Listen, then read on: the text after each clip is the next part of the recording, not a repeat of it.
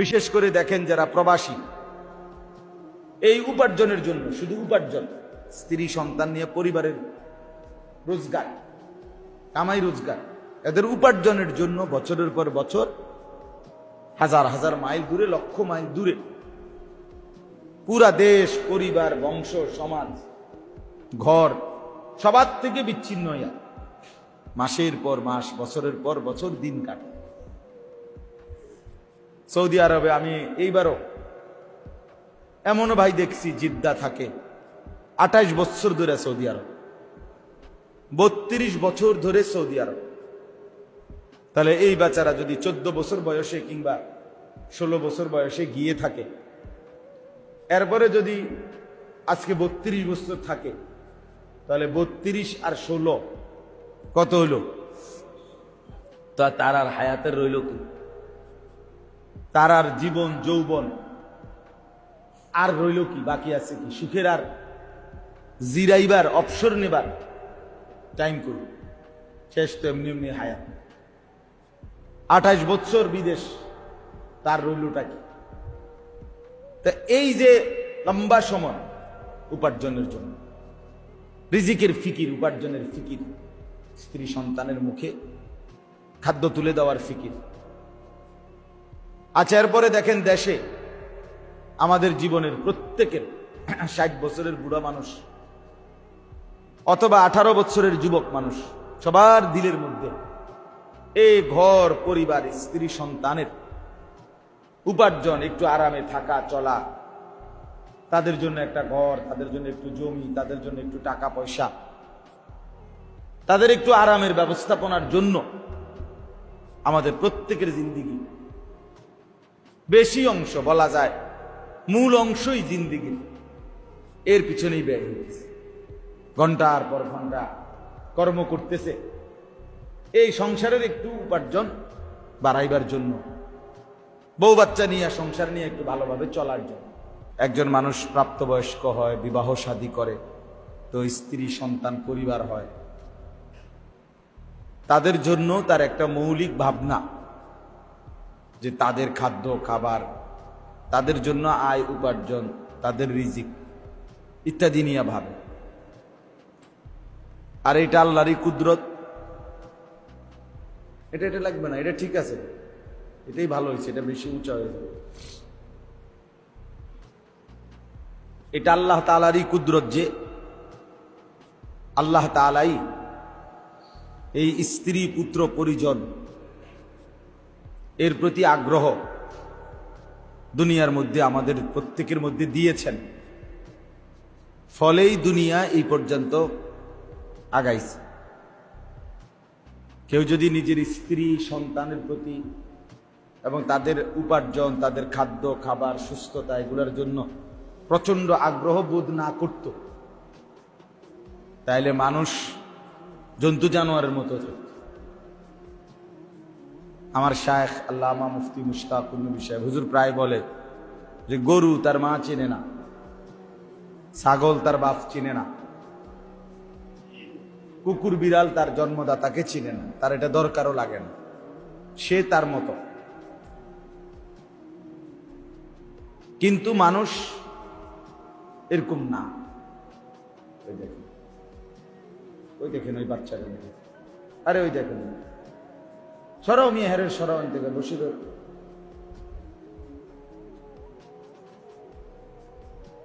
তাইলে এই জন্য কিন্তু মানুষের এই বন্ধনটা আল্লাহ তাআলারই দান। আল্লাহ তাআলাই এই আগ্রহ, শাহওয়াত মানে আগ্রহ এবং সুতীব্র আকাঙ্ক্ষা আল্লাহ দান করেছে। যেমন ধরেন কোরআন শরীফের আয়াত থেকে বুঝবেন, কোরআনুল কারীমের মধ্যে আছে যুয়্যিনা লিন-নাসি হুব্বুশ শাহওয়াত।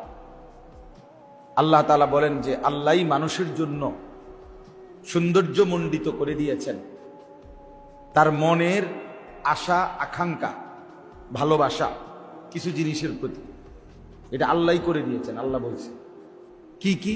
মিনান নিসা, 1 নাম্বার তার স্ত্রীদের প্রতি, 2 নাম্বার ওয়াল বানিন, সন্তানাদির প্রতি, 3 নাম্বার ওয়াল কানাতিরিল মুকান্তারা মিনাল যাহাবি ওয়াল ফিদ্দা, রাশি রাশি স্বর্ণ রৌপ্য মানে টাকা পয়সা উপার্জন, এটার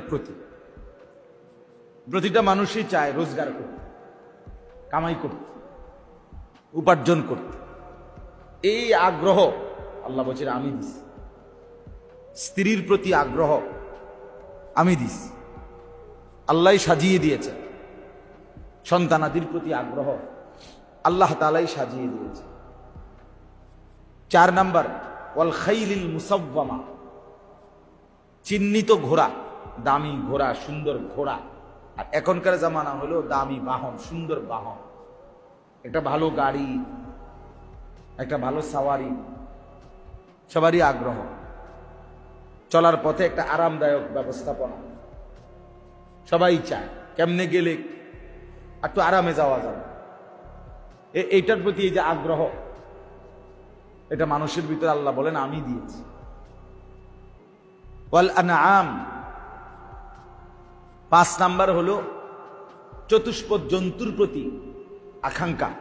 এই যে গরু পালে, ছাগল পালে, হাঁস মুরগা পালে, ভেড়া বকরি পালে, এই যে এইভাবে মানুষ, এগুলোর প্রতি মানুষের প্রচন্ড আগ্রহ আছে। আল্লাহ তাআলা বলেন এটা আমি দিয়েছি। 6 নাম্বার হলো ওয়াল হারস, ফসলাদি। এই যে ক্ষেত, ফসল, ফল মূল, এসব কিছু, যত ফসল, এগুলো উপার্জন করা, এগুলো চাষাবাদ করা, আল্লাহ তাআলা বলেন এগুলোর প্রতি আকাঙ্ক্ষা আমি দিচ্ছি। তাহলে দেখেন এই 6টার মধ্যে দুনিয়ার যে মৌলিক বিষয়গুলো সবাই এসে বসে। দুনিয়াতে একটা মানুষের যে জিনিস নিয়ে আকাঙ্ক্ষা, স্ত্রী, সন্তান, জমানো টাকা পয়সা, ভালো সাওয়ারি গাড়ি, চলাফেরার বাহন, চতুষ্পদ জন্তু এবং ফল ফসল, এগুলোর প্রতি আল্লাহ তাআলা বলেন যুয়্যিনা লিন-নাস, আমি আল্লাহর পক্ষ থেকেই এগুলো মানুষের জন্য সাজিয়ে দেওয়া হয়েছে, এগুলোর প্রতি আকাঙ্ক্ষা। তাহলে দুনিয়া আল্লাহ তাআলাই সাজিয়েছেন এবং দুনিয়ার মধ্যে এই ব্যবস্থাপনাগুলো আল্লাহ তাআলাই সাজিয়েছে। সূরা কাহাফের মধ্যে আছে ইন্না জাআলনা মা আলাল আরদি জিনাতাল্লাহ। আল্লাহ তাআলা বলেন এই জমিনের যা কিছু আছে সব আমি বানিয়েছি জিনাতাল্লাহ, জমিনের সৌন্দর্য হিসাবে, আমার বান্দার কাছে আকর্ষণীয় করে, সুন্দর করে, লোভনীয় করে আমি বানিয়েছি, আমি বানিয়েছি। তাইলে এখন দেখেন উপার্জন, কামাই রোজগার, স্ত্রী সন্তানের জন্য প্রত্যেকটা মানুষের ভেতরেই এই মানসিকতা, এই ইচ্ছা আকাঙ্ক্ষা, এটা আল্লাহ তাআলার দান। ফলে মানুষ কষ্ট থেকে কষ্ট, বোঝা থেকে বোঝা, ভারী থেকে ভারী কাজও কর্ম করে থাকে স্ত্রী সন্তান পরিবারের মুখে হাসি ফুটাবার জন্য, ঘর পরিবারের সংসারের চাহিদা পূরণের জন্য। বিশেষ করে দেখেন যারা প্রবাসী, এই উপার্জনের জন্য, শুধু উপার্জন, স্ত্রী সন্তান নিয়ে পরিবারের রোজগার, কামাই রোজগার, এদের উপার্জনের জন্য বছরের পর বছর হাজার হাজার মাইল দূরে, লক্ষ মাইল দূরে, পুরা দেশ, পরিবার, বংশ, সমাজ, ঘর সবার থেকে বিচ্ছিন্ন হইয়া মাসের পর মাস, বছরের পর বছর দিন কাটে। সৌদি আরবে আমি এইবারও এমনও ভাই দেখছি, জিদ্দা থাকে 28 বছর ধরে সৌদি আরব, 32 বছর ধরে সৌদি আরব।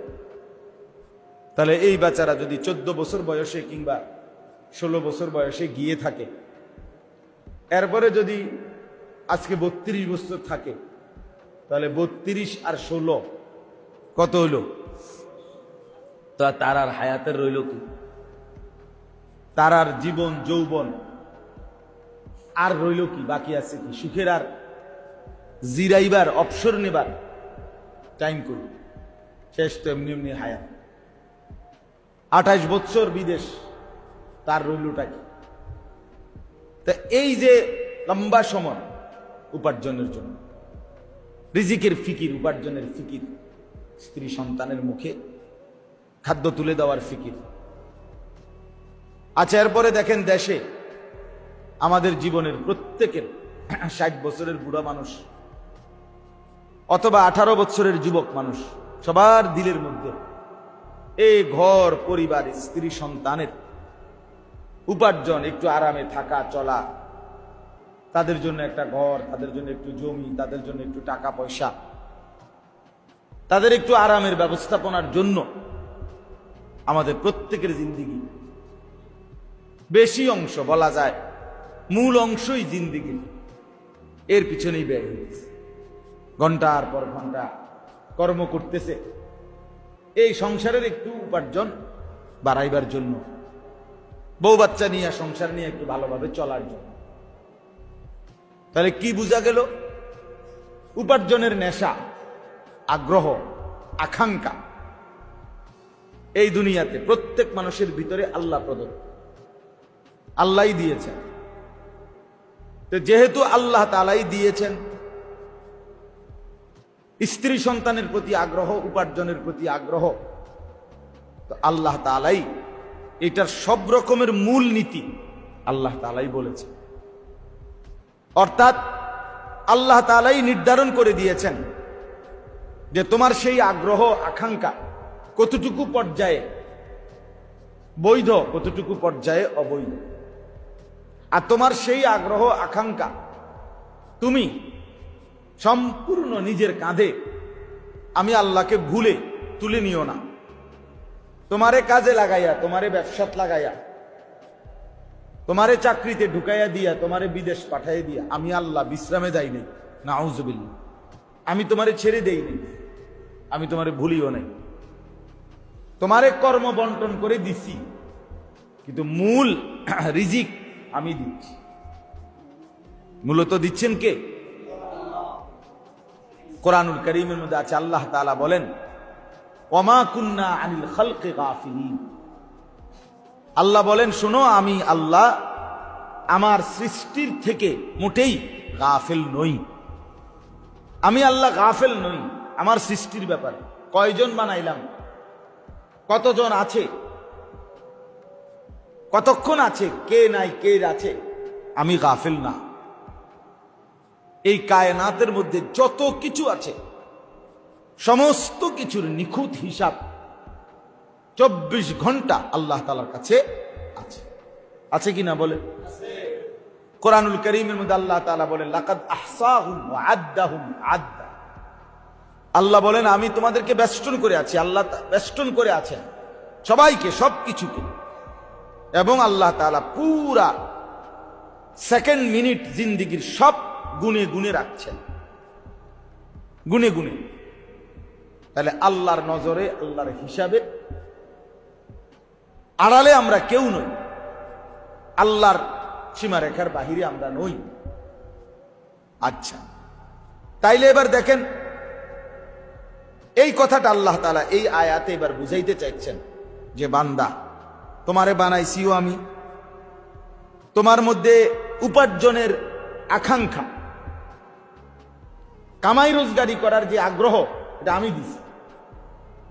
স্ত্রী সন্তান যে কয়জনের লাগে তুমি টেনশন করো রে, এরা আমি দিছি।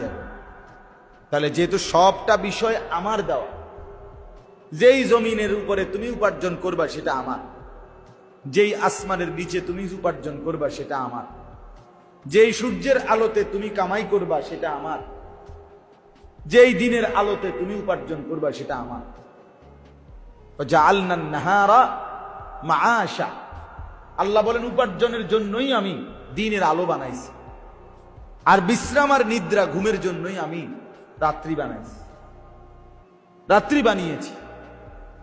তাইলে আল্লাহ তাআলা বলেন, সব যেহেতু আমার, উপরের দিকে যা তাও আমার, নিচের দিকে যা তাও আমার, তুমিও আমার, পরিবারও আমার, অর্থ উপার্জনের এই আগ্রহ এটাও আমার। সব যেহেতু আমার, তাহলে আমার নির্দেশনাটা, আমার ফয়সালাটা, আমার কথাটা তোমার দিলে লাগে না কেন, অন্তরে বসে না কেন, আমার কথাটাকে তুমি বারবার প্রত্যাখ্যান করো। কথা বুঝেন নাই? যেখানে আল্লাহ তাআলাই বললেন তুমিও আমার, স্ত্রী সন্তানও আমার, আসমান জমিনও আমার, সবই আমার, উপার্জনের আগ্রহ বানাইছি আমি, তাইলে তুমি অন্যায়ভাবে উপার্জন করো কেন? হারাম রোজগার করো কেন? আমার নিষেধ অমান্য করো কেন? আর আমার কথার উপরে তোমার আস্থা নাই কেন? আমি তো বলেছি বারবার যে আমি তোমার স্ত্রী সন্তান যে কয়জন নিয়ে তোমার ফ্যামিলি, এটা আমি দিছি, আমার হিসাব আছে। অতএব আমি আমার হিসাব মতে প্রত্যেকের রিজিক পৌঁছাবো। এটা তুমি বুঝতেছো না, মানতেছো না কেন? তুমি কেন আমার নিষেধ, আমার হুকুম, আমার বিধান লঙ্ঘন করছো কেন? কোরআনুল কারীমের মধ্যে আল্লাহ তাআলা কোরআনে কথাটা বলছেন, ওয়া কাদ্দারা ফীহা আকওয়াতাহা। আল্লাহ তাআলা বলেন আমি জমিনের মধ্যেই আমার সমস্ত সৃষ্টির জন্য, তাদের জন্য যে কুত, খাদ্য, আহার আমি আল্লাহ তাআলা নির্ধারণ করেছি। তাহলে আমার জমিনের মধ্যেই আমার মাখলুকের রিজিক আমি রাখছি। কথা বুঝছেন কিনা বলেন? আল্লাহ তাআলা কোরআনে বলেন ইন্না কুল্লা শাইইন খালাকনাহু বিকাদার। নিশ্চয়ই আমি আল্লাহ সব কিছু সৃষ্টি করেছি পরিমাণ মতো। ঘাটতির কোনো সুযোগ নেই, ঘাটতির কোনো কি নাই, সুযোগ। ওই এই কোনার ছেলেগুলো বেশি যন্ত্রণা করতেছে নাসির ভাই, মানে দুই একজন ফাজিল আছে, এই দুই একটা ফাজিলের কারণে বাকিরা কষ্ট পাইতেছে। দুষ্ট কোনো সবাই হয় না, এটা নিয়ম। যেই কোনো মজমাতে দুষ্ট কি হয় না, 100 জনে লাইন ধরলে লাইন ভাঙ্গে একজন, 100 জনে কোনো লাইন ভাঙ্গে না, কিন্তু ওই একজনই পুরা 100 জনরে তখন যন্ত্রণা দেয়। সবাই তখন কথা শুরু করে, এই বেটা তুমি লাইন ভাঙছো, এই লাগিয়ে গেল মাছে গেছে। এখানে দুষ্ট একজন বা দুইজন আলগা জিন সোয়ার হয়েছে, হেগুলোকে হেরা বাকিদেরকে যন্ত্রণা দিতেছে জিনের কারণে। এই জন্য তোমরা আপাতত জিন তাড়ানোর জন্য কমপক্ষে আউযু বিল্লাহি মিনাশ শাইতানির রাজিম এটা পড়ো, তো কামে দিবি, দেখবা জিন যাইব, আলগা যেটা বর করছে এটা চলে যাবে। তাহলে আল্লাহ তাআলা বলেন ওয়া ইম মিন শাইইন ইল্লা ইনদানা খাযাইনুহু। আল্লাহ তাআলা বলেন এমন কিচ্ছু নাই, আমার এই সৃষ্টিতে এমন কিছুই নেই যার জন্য আমার কাছে অসংখ্য ভান্ডার খনি নাই, এমন কিছুই নাই।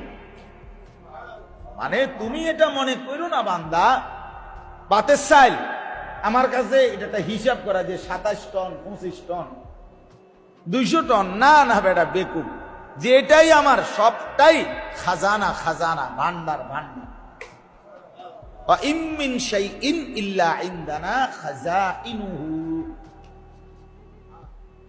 আমার কাছে ভান্ডার আছে বেটা। লিল্লাহি খাযাইনুস সামাওয়াতি ওয়াল আরদ। আল্লাহ বলেন আসমান এবং জমিনের সমস্ত ভান্ডার আল্লাহর নিকট। কার নিকট? লাহু মাকালিদুস সামাওয়াতি ওয়াল আরদ। আল্লাহ বলেন আসমান এবং জমিনের সমস্ত কিছুর চাবি আমার হাতে। কার হাতে? ওয়া ইনদাহু মাফাতিহুল গায়ব লা ইয়ালামুহু ইল্লা হু। না, লা ইয়ালামুহা ইল্লা হু। আল্লাহ তাআলা বলেন সমস্ত অদৃশ্য বিষয়ের চাবিকাঠি আল্লাহরই হাতে। লা ইয়ালামুহা ইল্লা হুয়া। তিনি ছাড়া আর কেউ তা জানে না কোনটা কোথায় কদ্দু। আল্লাহ তাআলা কোরআনুল কারীমের মধ্যে বলেন ওয়ামা তাদরি নাফসুম মাযা তাকসিবু গাদান।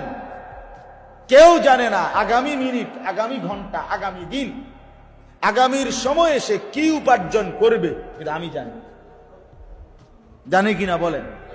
আল্লাহ তাআলা বলেন ইয়ালামু মা বাইনা আইদিহিম ওয়া মা খালফাহুম। পেছনের যা তাও আমি জানি, সামনের যা তাও আমি জানি। তাও আমি জানি। তাইলে আসমান ও জমিনের সমস্ত কায়নাতের ভান্ডার আল্লাহ। আল্লাহ তাআলা বলেন আমার কাছে সবকিছু আছে, পর্যাপ্ত পরিমাণ, হিউজ পরিমাণ, বিপুল পরিমাণ। কোনোভাবেই আমার কাছে কোনো ঘাটতি বলতে, কমতি বলতে, কোনো সিজন, কোনো মৌসুম, কোনো অবস্থা, কোনো হালাতেই আমি আল্লাহর কাছে কমতির, ঘাটতির বলতে কিছু হইতে। হ্যাঁ, আল্লাহ এরপরে বলেন ওমা নুনাজ্জিলুহু ইল্লা বিকাদারিন মা'লুম, তবে আমি আল্লাহ তাআলা সব কিছু নাজিল করি পরিমাণ মতো, নির্ধারিত একটি পরিমাণ হিসাবে। এটা আমার বন্টন, এটা আমি আল্লাহ তাআলার ফয়সালা, এটা আমার তাকদীর। আমি সব কিছু সেটিং করে ধারাবাহিকভাবে পরিমাণ মতো নির্ধারিত সেভাবে নাজিল।